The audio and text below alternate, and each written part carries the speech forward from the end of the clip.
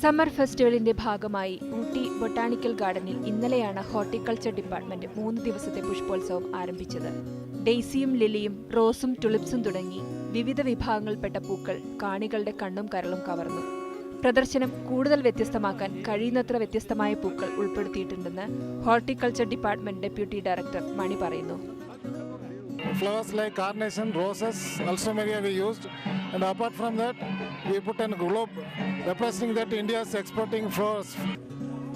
ഇത്തവണത്തെ മേളയുടെ പ്രധാന ആകർഷണമാണ് നെതർലൻഡ്സിൽ നിന്ന് ഇറക്കുമതി ചെയ്ത തുലിപ്സ് പൂക്കൾ. പുഷ്പോത്സവം കാണാൻ രാജ്യത്തിനകത്തും പുറത്തുനിന്നും ധാരാളം വിനോദസഞ്ചാരികൾ ഊട്ടിയിലെത്തുന്നുണ്ട്. 1 ലക്ഷം പൂക്കൾ കൊണ്ടുള്ള വീടും പൂക്കൾ കൊണ്ട് നിർമ്മിച്ച ഗ്ലോബും ഫ്ലവർ ഷോയെ ഏറെ ആകർഷകമാക്കുന്നു. വിടർന്നു നിൽക്കുന്ന വർണ്ണാഭമായ പൂക്കളും അനുകൂല കാലാവസ്ഥയും പുഷ്പമേളയ്ക്ക് മാറ്റുകൂട്ടുന്നു. മേള ഞായറാഴ്ച അവസാനിക്കും. News desk media 1.